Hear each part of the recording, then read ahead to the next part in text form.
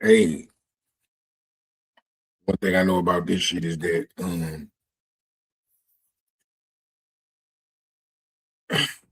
bro, like,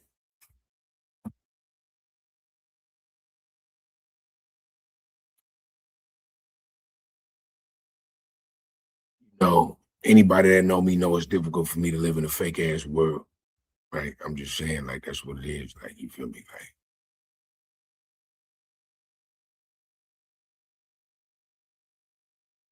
very difficult for me to like live as like a fake nigga. Like, you feel me? Like, it's just difficult, bro. Like, difficult, right? And I don't mean I'm the realest nigga. It just mean that there are those of us in life that like really live a life that's like um too real, right? And I don't really like even getting online, even talking about shit like this. Like, you feel me? I'm saying, because I know that, like we really in a matrix. There's a lot of stuff going on. Like, it's shit going on that like people wouldn't even understand. Like, you feel me? I'm saying, like, it's unfathomable. Like, you feel me? Like, people wouldn't even understand what was going on. Like, you know what I'm saying? So I kind of always invoke, like, what I'm saying, even when I'm with my business partners, people I do business with, and I be rocking, we all got like, what y'all don't understand, we got like a threshold of like stuff that we gonna be on. You feel me? Like, while everybody else just going crazy and just looking for you know what I'm saying, like the ultimate stream, we only trying to bubble on authenticity and like what's really going on. So tonight, like, you know what I'm saying, by accident but on purpose, I'm gonna give you a dose of the real, right? And if you don't think it's real, that's on you. That's cool. I like bet I'm just a nigga talking. But the people that like honestly understand exactly where I'm at and where I'm coming from, uh, I love you too. You feel me? Um, in my life, I committed crimes that like I probably should have never got out of prison for. None of them was foul in the sense of the streets. In the sense of like life, yeah, it was foul. Life, it was foul. Like, you feel me? In the sense of life, they was foul. Like, you feel me? But like in the sense of the streets now, I mean, it was probably righteous. Or at the very least, it was something that happened. You feel me? Um, I love all my chances at freedom. I love everything that been able to accomplish outside of like being like a great dad or like being present like every day. Like, you know what I'm saying? I regret that. I wish I could have been around more. Prison, I was exiled a lot. You feel me? Not only that, outside of like the prison that we talk about in the physical world, like right here, I was locked up a lot. Right here, that was dead. I'm only just now getting around to like feelings and really like understanding exactly what's going on daily, enough to interpret it and feel something about it. That's where I'm at now. I'm getting there. Like, I was like, it took me 40 some years to get there. I opened my eyes at about 38. So I'm about 10 years into like the epiphany syndrome. And as I sit here, and the only reason why I'm live right now, this is an actual, we got motion episode, but I went live on my own. Like, when I'm by myself, it's free but not free. Just so we understand, we got motion is me and Cat Wood. Sunday Cookout is me and Reckless. Free but not free is Dub. That don't mean I ain't with nobody else. That don't mean I ain't interviewing nobody else. And then whenever you see me just going like this right now, talking, chopping it up, that's just me. Free but not free. FB and F, that's me. Right. And usually when you see free but not free, that means I'm probably like about to be on some reentry recidivism, some type of prison talk. But just understand that, like, without a corporate sponsor, without anything in my life that's gonna make me blow up on the internet, I still always will unequivocally be me. Every day I'm forced not to be me. In school, because I go to college, uh, on the internet, because you can't be a murderer in real life on the internet. Um, Probably like kind of in situations that just everyday life can't really just be like probably who you was raised to be and shit like that, especially if you was raised like where I'm from, or like not even fuck where I'm from, the same kind of streets that I came from, right? And that like, and I want to reiterate, the internet be having shit fucked up. Like, right, I'm not, when I talk, it might sound whatever, but that don't mean I'm the toughest. It just mean that people that know. And when you came from something that you probably shouldn't survive, and other people who didn't survive or get out of prison or whatever, right? It's almost like being in a plane crash, 300 people die, you're the only survivor. It's almost like survivor's remorse, right? And understand that I navigate these internet streets for a bag, for money. I'm hoping to pay off. I'm hoping to also, when I'm on the real shit, exonerate or free or uplift some people that look like me, or some people that been through what I've been through. They ain't gotta look like me, because I understand that race is like more of a social thing. You look at it, you think it's physical, but it's more of like we only hate each other because they told us to, right?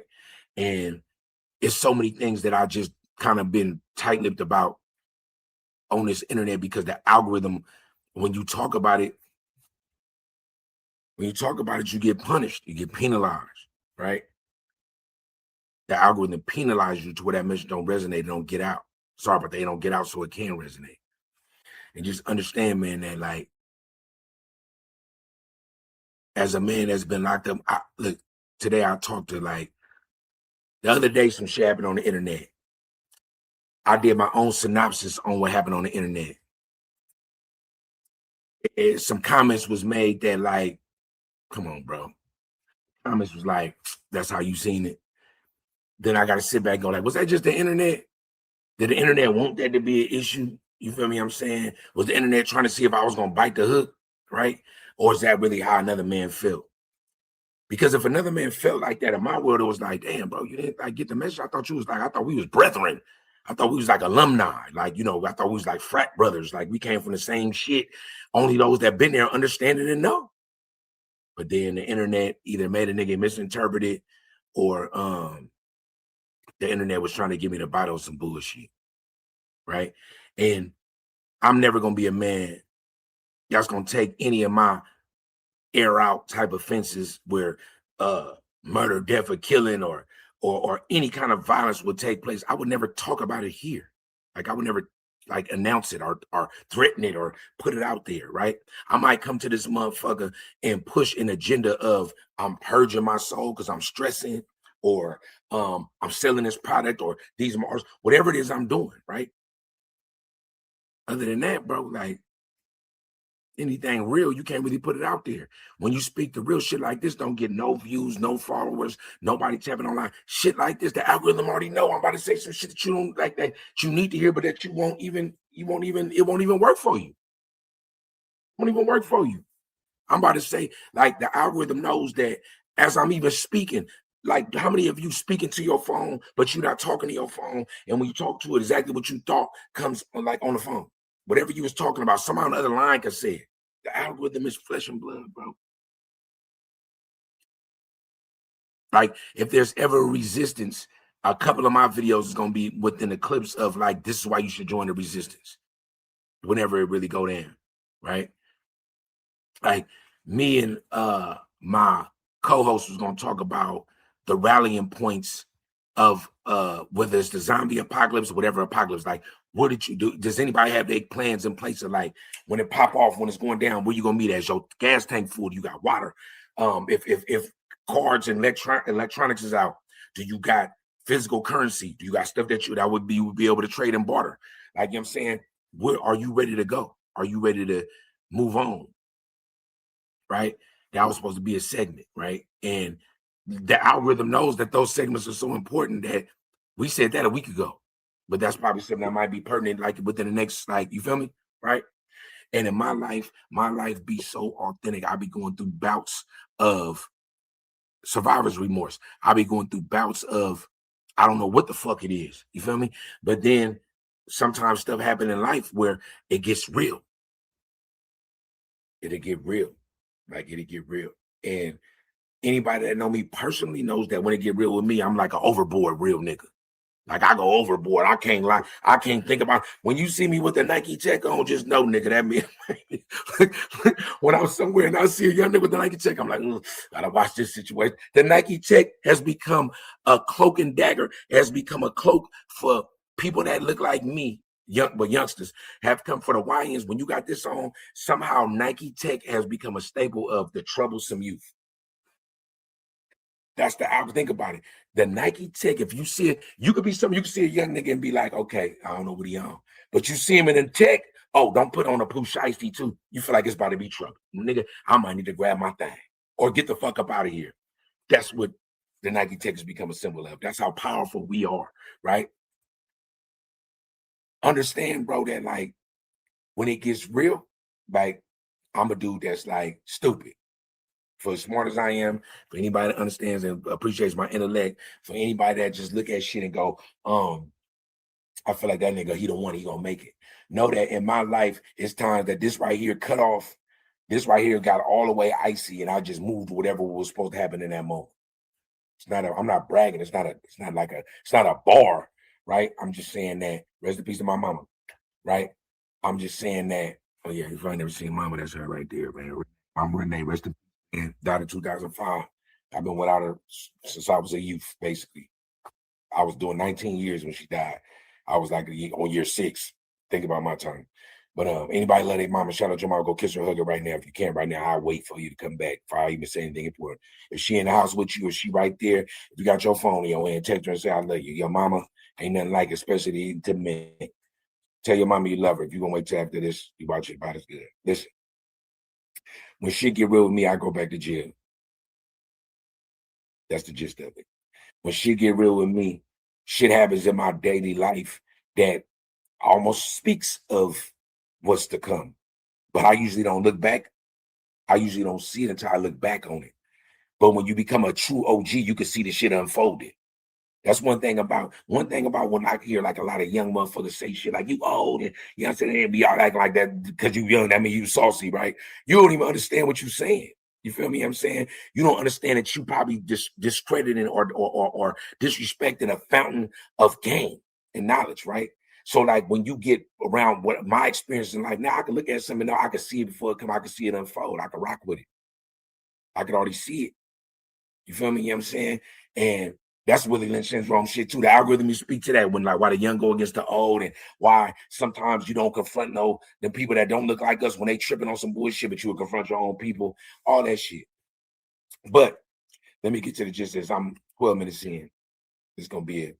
I could be able to make it.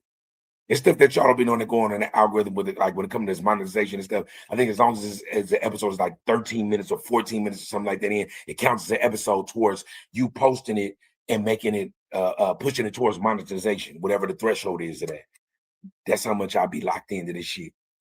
That's why anybody that fuck with me on contracts, like rock the mob, or if I'm absorbed by your movement or you absorbed by mine, this is why you should love me, nigga. I'm a student of this shit. I'm a fucking nerd. But the glitch in me is that I happen to be a nigga that been a gangster. I ain't no gangster no more. I'm just only playing defense now. I'm not a gangster no more. I'm only playing defense right now. I'm not a gangster no more. I'm only playing defense right now. You feel me? Convince myself. I'm not a gangster no more. Only playing defense, right?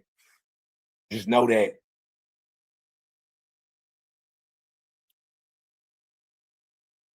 the game be talking to us all the time. It's just that you got to know the language of it.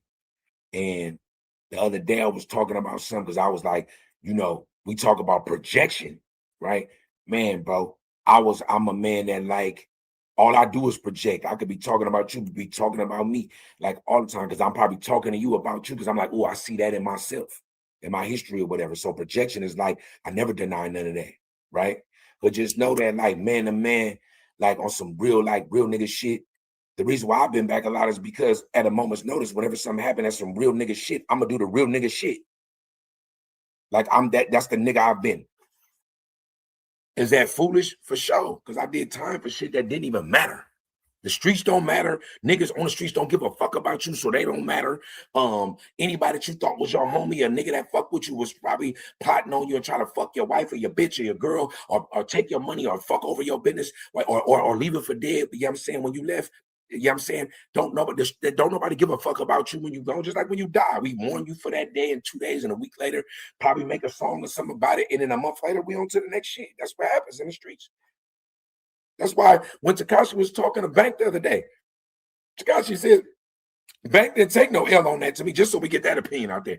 Bank didn't take no L talking to Tekashi with me, he one of the last real niggas in the podcast world. To me, it's on like him and Boosie is like some of the last real niggas, even in this whole media spectrum. To me, it's a couple of real women too. Cardi B, I give her props. Look, at the end of the day, right? So when I look at it, like, what you mean? That nigga Tekashi said to him, "So you saying it on the real? It ain't no, it ain't the streets ain't real. Like it ain't no real niggas out there. Ain't no real niggas. You can't trust nobody in the streets. Ain't no trust." Man, I looked at that nigga, I start laughing. If you gotta be a square if you thought the streets ever had trust. The streets was not, yeah, on Merita with the mob and Italian mob and all that shit. Yeah, that was a cold, but we see some of their best hitters got body niggas in court. I watch niggas on the internet right now that's on paperwork talk about other niggas, how silent they is on their streets and their hood, right? But nigga, you on paperwork. I didn't seen it. That's how fickle this shit is. It's weird. Right? My issue with myself been that I've been too real in fake ass situations. And I'm faced with another one.